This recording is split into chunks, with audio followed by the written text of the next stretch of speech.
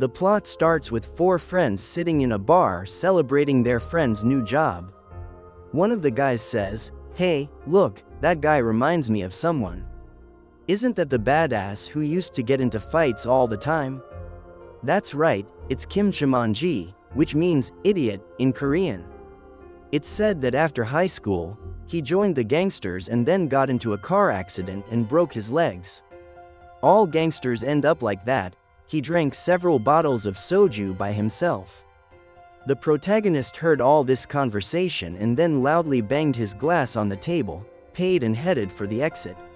On the street he threw up near a pole and started to remember that very day, when he rode his motorcycle alone to confront the guys from the other school. He was driving dangerously down the road clipping other cars. When he arrived, he saw his 2 friends surrounded by a gang from another school. They're clearly outnumbered, but Chanji is not intimidated by this. Already after a few minutes, the protagonist with a trumpet stood over the bodies of the beaten opponents. The guys thanked him and moments later he sped away on his motorcycle. "How many people did he knock out?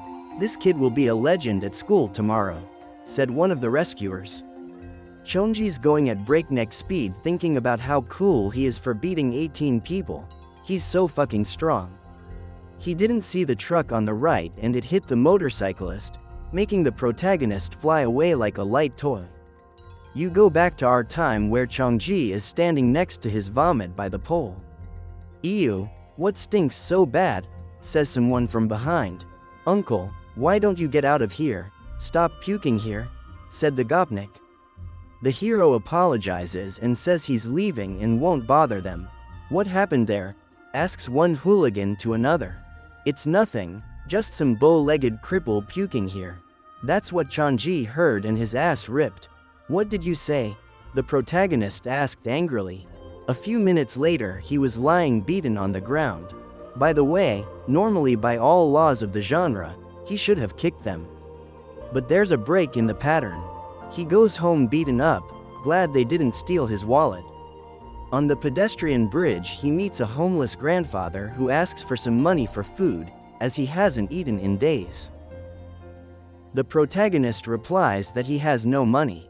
"Lying is a great sin, if you sin you'll be punished," said the homeless grandfather. And added that, judging by his gait, he'd already been punished. Whereupon the protagonist was torn again and he hit the coin plate and insulted the grandfather and left. An angel with huge wings comes down from above to the homeless grandfather and says, "He's absolutely hopeless. Should I teach him a lesson?"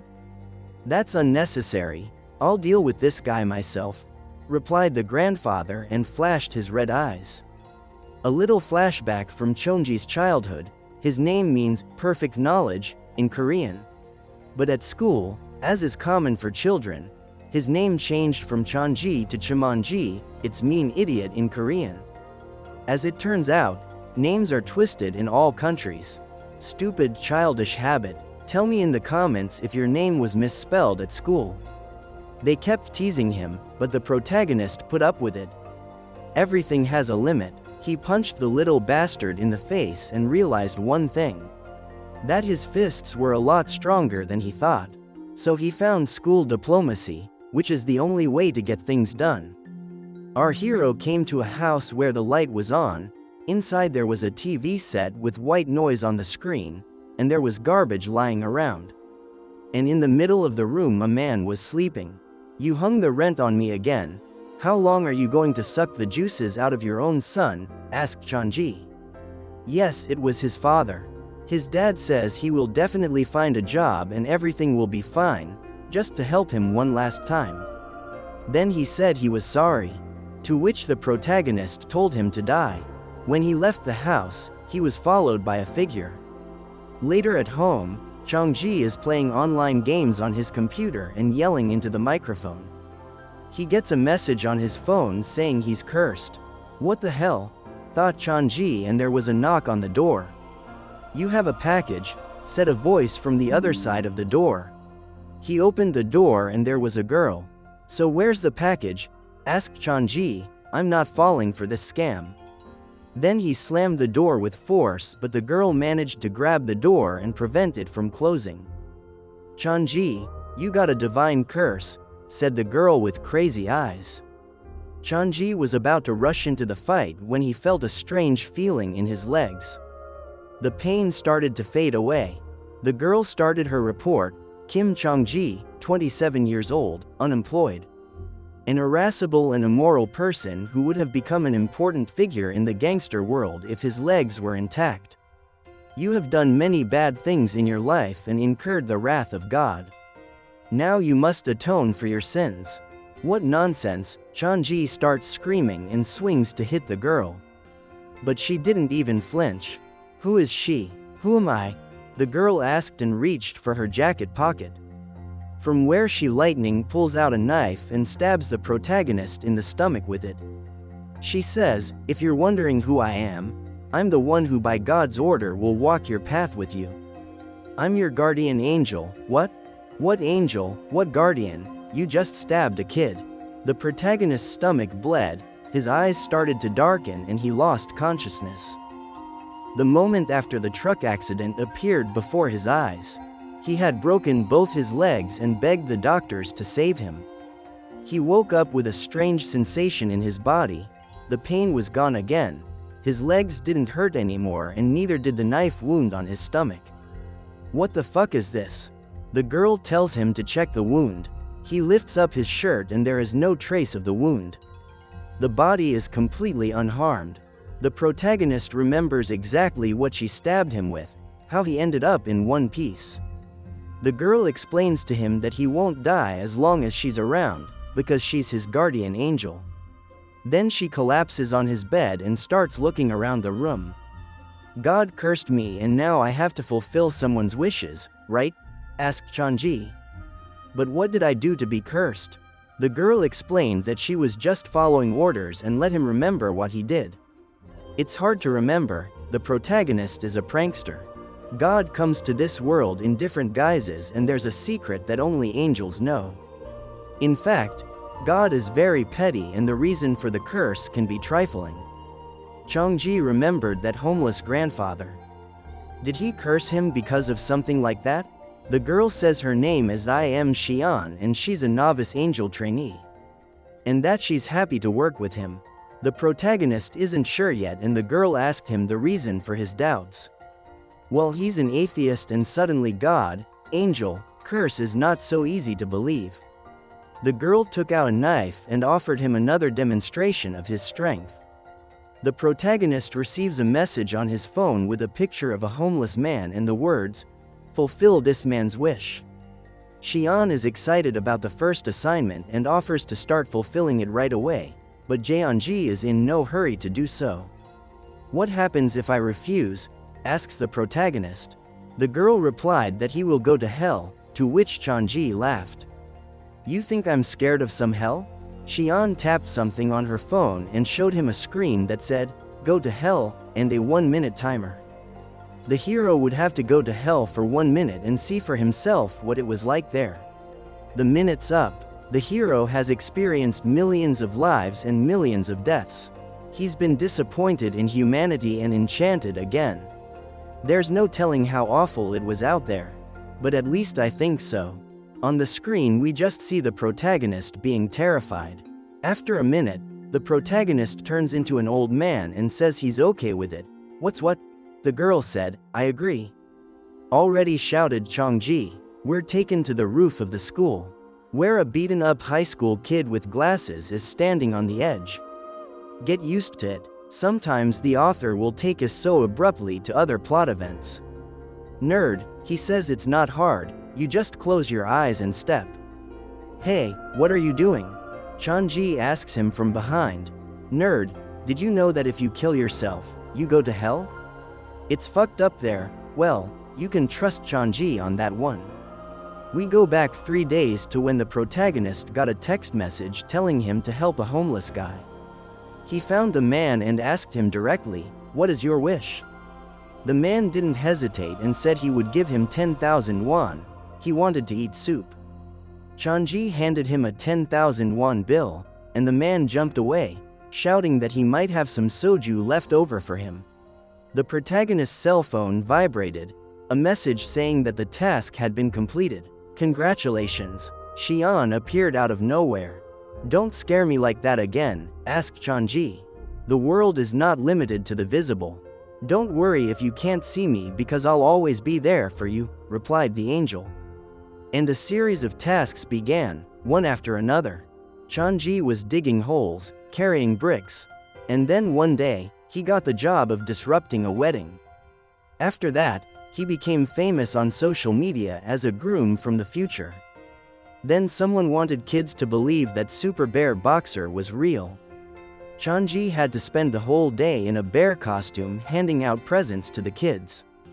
Changji and Xian are sitting at a bus stop and the protagonist complains that he has already completed 10 tasks. Will they ever end? Angel replies that she has no idea, God only knows. You get it, right? God only knows lol. Xian bought him a life-giving soda since he worked hard today. Now we can live. How does it feel after granting 10 people's wishes? Asked Xian. The protagonist said he doesn't care, he just doesn't want to go to hell. Kids will find out someday there's no boxing bear, better to tell them he doesn't exist. Then he and Angel started arguing and accusing each other. By the way, it's strange that Xian accuses him of insensitivity. She even stabbed him with a knife when they met. They heard the sounds of fighting. It was a bunch of hooligans across the street beating up some nerd. They were the freaks who had kicked Changji in the bar last time. "What luck," said the protagonist and went over to them. He got a text message that said to help Yoon Hyung-ik. As you can see, he's the asshole who got kicked by those assholes. They tell him that if he doesn't want his pants off in front of girls, he should only tell the truth.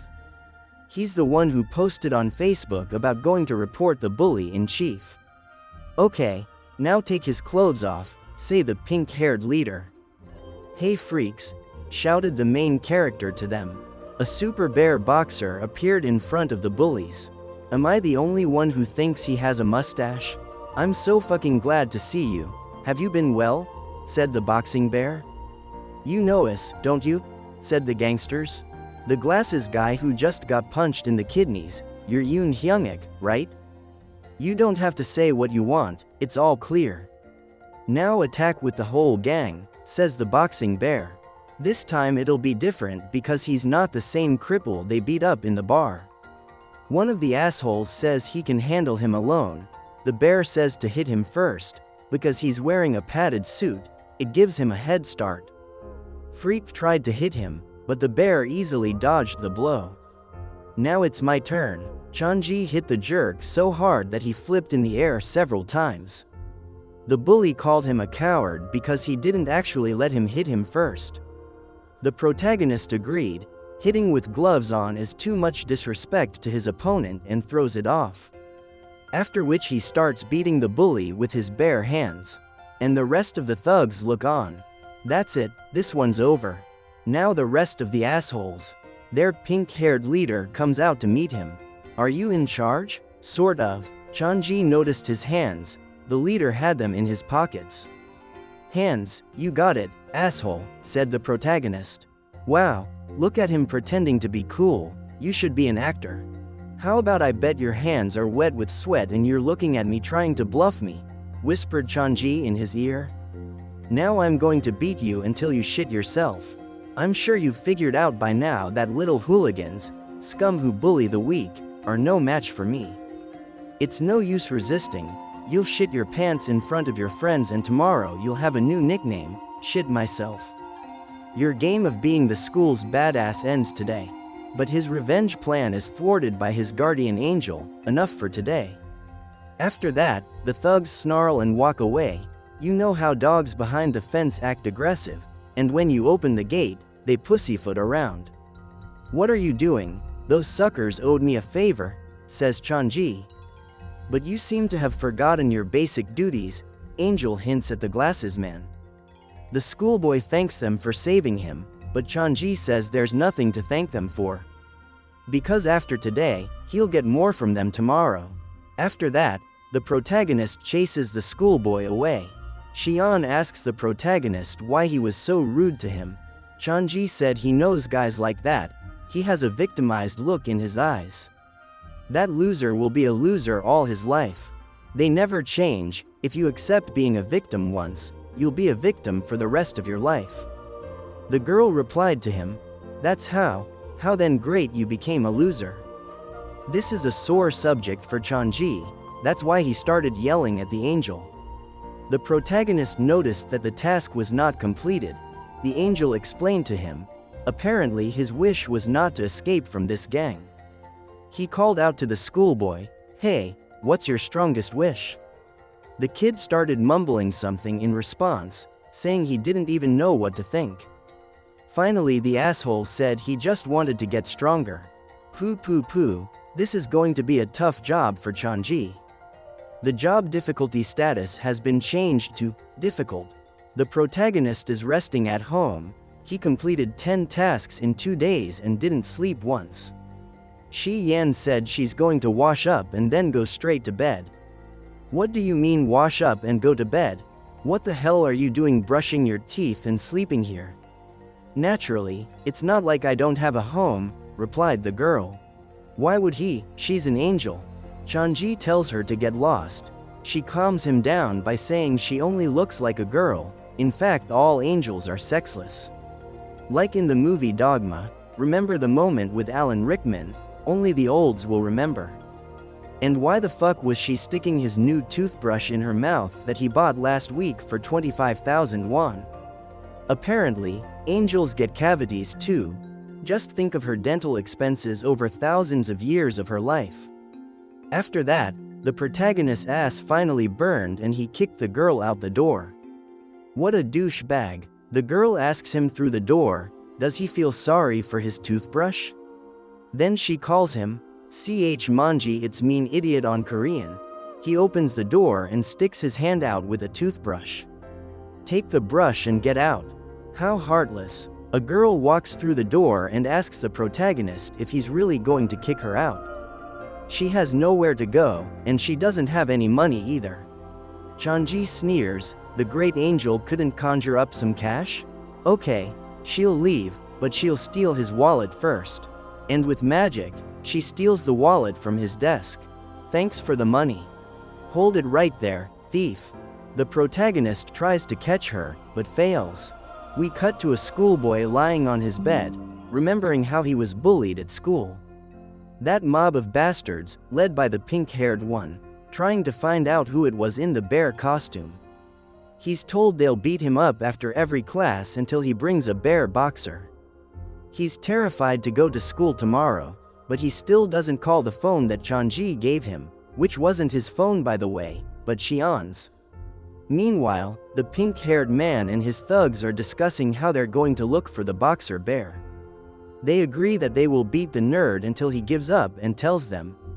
Their leader calls a boxer he knows and asks him to help deal with the bear. Apparently this boxer is a total psycho and is just looking for someone to fight.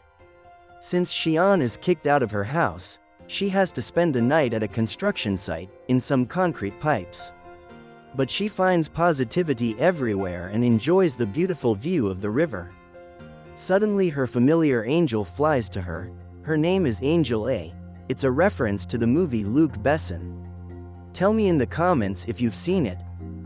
Xian tells how she met Changji, how she stabbed him when she met him and the rest. Angel A asked why she stabbed him and Xian said not to waste time explaining. Stabbed him, then healed him and he immediately believed. Xian says she must do everything in her power to fix him. If she fails, he will bring great evil into this world. The next day, the schoolboy is beaten up again by those bullies. One of them even praises him for holding up so well. In fact, he was on the verge of telling them everything and giving them the piece of paper with the number on it. He crumples it up and tries to throw it in the river. Xian observes this and tells him that you can't throw away something that was given to you with good intentions. You did it again today. Why didn't you call me? The girl asked him. You don't believe in yourself, do you? Changji said that you have the look of a victim and people like you will always lose. Is he right? asked Shi Yan.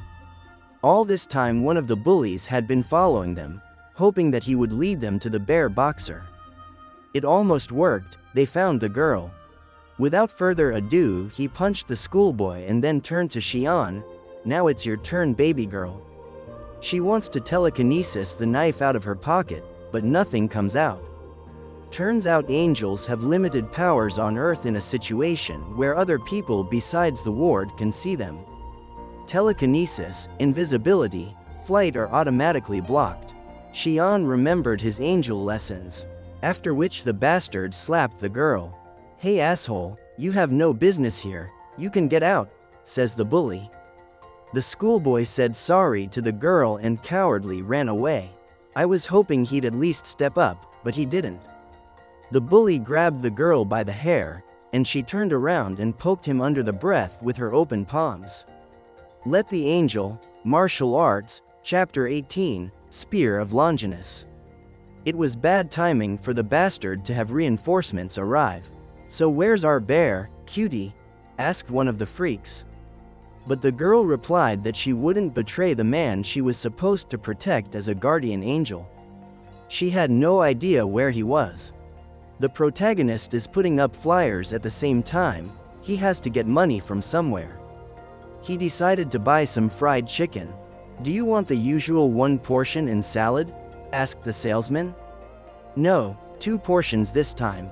On the way home, he tries to call Xian, but he can't get through. Of course not, her phone is broken on the pavement.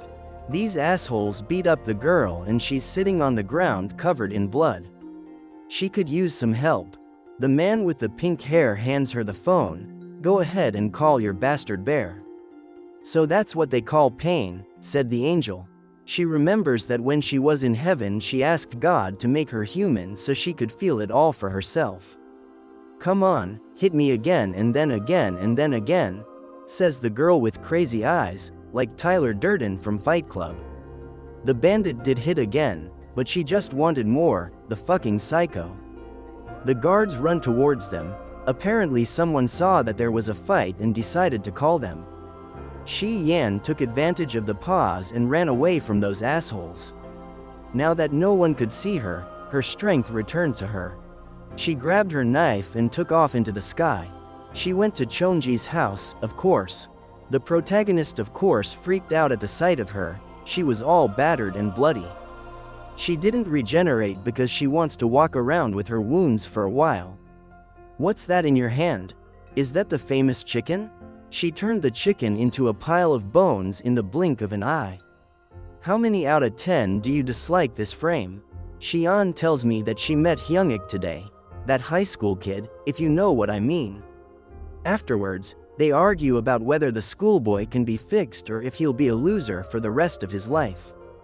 The girl tells him to just go and help him, instead of waiting for him to ask. When Chonji gets a notification on his phone that Hyungik is in danger and the screen flashes red. That means he's in mortal danger. That's when the high school nerd is in trouble. A gang of bullies chased him to the roof. One of the bullies takes a stick and hits Hyungik with it. Then they pass the stick to each other and keep beating him and filming him. But he still holds on and doesn't tell them anything about Chonji and Xian. A while later, he's lying there all bruised and remembers his conversation with Xian. She asks him if he believes in himself and if Chonji is right about him having a victim's attitude and being a loser all his life. At that moment, Hyungik admits to himself what a loser he is. He still gave the bullies a piece of paper with Xian's number on it. So we got the number, what's next? Next they discuss the professional boxer the pink-haired bully called out. He's pro level, don't worry, he reassured them. It's that stupid Ilsen school again. I can't get my heart set on it. Chonji came in just as the bullies were leaving. Hyungik on the roof picks up his glasses from the ground and says he'll get revenge on them. With his death, like if he dies, they won't get away with it. The dumbest shit from the dumbest shit. That's not how it works. But he's a schoolboy, so we'll close our eyes to that logic. Whereupon he steps to the edge of the roof. And remember the flashback with Chonji and the schoolboy on the roof. So we're finally back to that. On the roof, he thinks, courage, it's not that hard, just close your eyes. Hey, what are you doing? Came from behind him, it was Changji. You know if you jump, you go to hell? And it's fucked up, trust me, I've been there. Hyungik asks him how he even knew he was on the roof. But Shujni won't tell him that he has a navigator with his mark on the map, so he just replies that he's too lazy to explain it. Shujni starts calling the schoolboy a slob and a wuss, for which Xian hits him over the head with her fist. But she's in invisibility. Hyungik starts whining and says he gave the bullies the sheet with their number on it. All because he was in wild pain from them hitting him like that. But when they were done, he felt disgusted with himself. He had suffered alone before, but now a girl had suffered because of him. He recalls the incident when he ran away, then they beat up Xian. That's why he decided to step off the roof. But his monologue is interrupted by Changji with a kick. If you don't like yourself, change yourself. There are no inherently weak people and no one who can't be fixed. You've only taken a beating from bullies before and you don't realize you can do things differently. I'll show you how much fun it is to kill people, said the protagonist with a devilish grin. That's not what Xian expected to hear. In the morning, our trio heads to the waterfront. Now run 3 laps of the promenade. Changji and Xian watch Hyungik running laps. Not much physical fitness, he already died on the first lap. You're not going to teach him how to fight, are you? Asked the angel. That's what he wants, to become strong, answered Changji. Shi Yan then lectures him that he is trying to defeat violence with violence. And that's not the right way. Come on, I know an angel who can stab at all, joked Changji. The protagonist doesn't believe that a high school student can become stronger, it's always difficult. Not many people can beat people up in cold blood. No matter how much he gets stronger by playing sports, it's gonna be hard for him to hit someone with all his strength. It's one thing to throw punches in practice, but it's another to hit a live person. He'll still be defenseless against those bullies. Although deep down, Changji really believes that there's no such thing as an incorrigible person. Probably because if a schoolboy succeeds, he'll succeed too. Xian gets a call on her phone, probably from those bullies. They tell her they really want to meet her and the boxing bear. Changji takes the phone from her and suggests they meet. He returns the angel's phone and tells Hyungik to keep running and they need to step away for a bit. Changji asks Xian not to stop him this time. He wants to beat the crap out of these scumbags. So Changji, in his boxing bear costume, came to the construction site where a gang of scumbags were waiting for him. Are you going to get your face kicked in? The protagonist asked them. The bully responded by suggesting him to take off his costume, otherwise it would be too easy for them to beat him up. Xian is watching all this in invisibility. Suddenly, some pumped-up monster comes out from behind her. It's the pro boxer that pink-haired called out. He punches Changji in the chest with great force without saying anything.